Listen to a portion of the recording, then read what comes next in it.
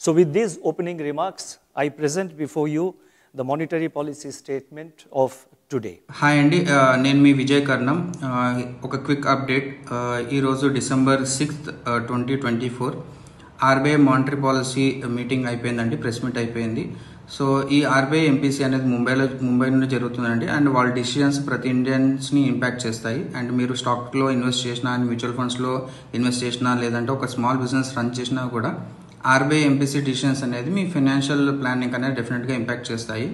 And RBI MPC ప్రతి 2 monthsకి ఒకసారి monetary policy committee ఒక 2 monthsకి ఒకసారి కలిసి ఎకానమీ ఎలా ఉందో చూస్తుంది. వాళ్ళ మీటింగ్ తర్వాత ఇంట్రెస్ట్ రేట్ పెంచాలన్నా, తగ్గించాలన్నా, లేకపోతే సేమ్గా ఉండాలన్నా అనేది డిసైడ్ చేస్తారు. అండ్ ఆర్బీఐ ఎంపీసీ ఒక 6 group ఆఫ్ పీపుల్ అండి.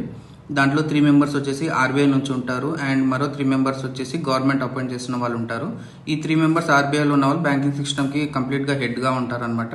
అండ్ ఇండియాలో డబ్బు లోన్స్ ఎలా ఉండాలి, లోన్ స్ట్రక్చర్స్ ఎలా ఉండాలి, అంటే కార్పొరేట్స్కి లోన్ ఇంట్రెస్ట్ రేట్ ఎలా ఉంటుంది అనేది ఈ మీటింగ్ వల్ల డిసైడ్ అవుతుందండి. లోన్స్ చీప్ అవ్వడం అంటే ఇంట్రెస్ట్ రేట్ తగ్గడం అంటే కంపెనీస్కి ఎక్కువ డెట్ వాళ్ళు తీసుకునే యాక్సెసిబిలిటీ పెరుగుతుందండి. అప్పుడే స్టాక్ మార్కెట్ ప్రైజెస్ కూడా పెరుగుతాయి. అండ్ లోన్ కాస్ట్లీ అవ్వడం అంటే కంపెనీస్ తక్కువ అప్పు చేస్తాయి అండ్ స్టాక్ ప్రైజెస్ కూడా తగ్గే అవకాశం ఉంటుంది. అండ్ మ్యూచువల్ ఫండ్స్కి కూడా ఇంపాక్ట్ ఉంటుంది, ఎస్పెషల్లీ డెట్ ఫండ్స్, బికాస్ వాటి రిటర్న్స్, ఇంట్రెస్ట్ రేట్స్ వీటి మీద డిపెండ్స్ అయి ఉంటాయి. అండ్ మనకి 4 మేజర్ అప్డేట్స్ అండి ఈ ప్రెస్ మీట్లో. ఫస్ట్ అప్డేట్ వచ్చేసి ఇన్ఫ్లేషన్ అట్ 4.8%, అంటే ఇన్ఫ్లేషన్ పెరిగింది అండ్ కన్స్యూమర్ తను కొనడం, అమ్మడం కానీ కొంచెం కాస్ట్లీ అవ్వచ్చు అండ్ స్పెండింగ్ తక్కువ కావచ్చు. దీనికి స్టాక్ మార్కెట్కి నెగిటివ్గా ఇంపాక్ట్ అయ్యే ఛాన్సెస్ ఉన్నాయి, ఎస్పెషల్లీ కన్స్యూమర్ బేస్డ్ బిజినెస్ అంటే ఎఫ్ఎంసీజీ బిజినెస్ కానీ, లేకపోతే రెగ్యులర్గా ఎక్కువ మనం కమోడిటీస్కి రిలేటెడ్ కానీ వాటికి రిలేటెడ్ ఎక్కువ ఇంపాక్ట్ అయ్యే ఛాన్సెస్ ఉన్నాయి. అండ్ మ్యూచువల్ ఫండ్స్లో కూడా డెట్ ఫండ్కి కూడా ఇంపాక్ట్ ఉంటుంది, ఎందుకంటే ఎక్కువ ఇన్ఫ్లేషన్ ఉంటే ఇంట్రెస్ట్ రేట్స్ కూడా పెరిగిపోతాయి. అండ్ నెక్స్ట్ అప్డేట్ వచ్చేసి రెపో రేట్ అట్ 6.6% ఉందండి. రెపో రేట్ అన్చేంజ్ కావడం వల్ల స్టెబిలిటీ మెయింటైన్ చేస్తుంటుంది స్టాక్ మార్కెట్లో. అండ్ రేట్ పెంచితే లోన్స్ కాస్ట్లీ అవుతాయి అండ్ బిజినెస్ లో అవుతాయి, సో స్టాక్ మార్కెట్లో నెగిటివ్ ఇంపాక్ట్ ఉంటుంది. ఫర్ ఎగ్జాంపుల్ ఈక్విటీ మ్యూచువల్ ఫండ్స్లో రెపో రేట్ అన్చేంజ్ ఉండడం వల్ల పాజిటివ్ ప్రొజెక్షన్ తీసుకోవచ్చు. అండ్ బ్యాంక్స్ అండ్ కంపెనీస్ కూడా స్టేబుల్గా గ్రో అయ్యే ఛాన్సెస్ ఉన్నాయి. అండ్ స్టాక్ ప్రైజెస్ కూడా పెరిగే ఛాన్సెస్ ఉన్నాయి. And one more major important update ఏంటంటే CRR cut by 50 basis points అండి.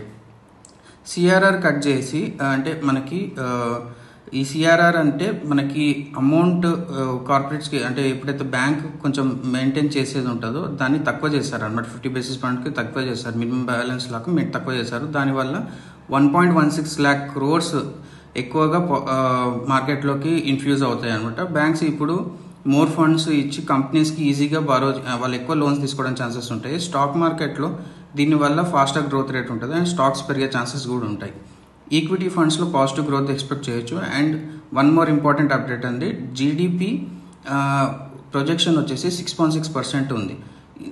ఇంతకుముందు 7.2% ఎక్స్పెక్ట్ చేశారు, కాకపోతే ఇప్పుడు 6.6%కి పడిపోయింది. స్టాక్ మార్కెట్ ఇంపాక్ట్ ఈ ప్రొజెక్షన్ వల్ల షార్ట్ టర్మ్లో నెగిటివ్ ఉండొచ్చు అండ్ ఎకనామీ కొంచెం స్లో అయ్యే ఛాన్సెస్ ఉంటాయి. సో స్టాక్స్కి ఇంపాక్ట్ అయితే స్లైట్గా ఉంటుంది, బట్ సిఆర్ఆర్ వల్ల అది కాంపెన్సేట్ అయ్యే ఛాన్సెస్ ఉంటుంది. బట్ లాంగ్ టర్మ్లో బిజినెస్ అడ్జస్ట్ అవ్వడం, గ్రోత్ అవ్వడం అయితే డెఫినెట్గా ఉంటుంది. ఓవరాల్గా మనం కంప్లీట్గా పాజిటివ్స్ చూసుకుంటే CRR cut is the biggest advantage and repo rate is stability, అంటే ఎక్కువ వాలిటిలిటీ కాకుండా రెపో రేట్ కాపాడే ఛాన్సెస్ ఉన్నాయి. అండ్ కంట్రోల్డ్ ఇన్ఫ్లేషన్ ఎక్కువ కాన్ఫిడెన్స్ ఇచ్చే ఛాన్సెస్ ఉన్నాయండి బిజినెస్కి.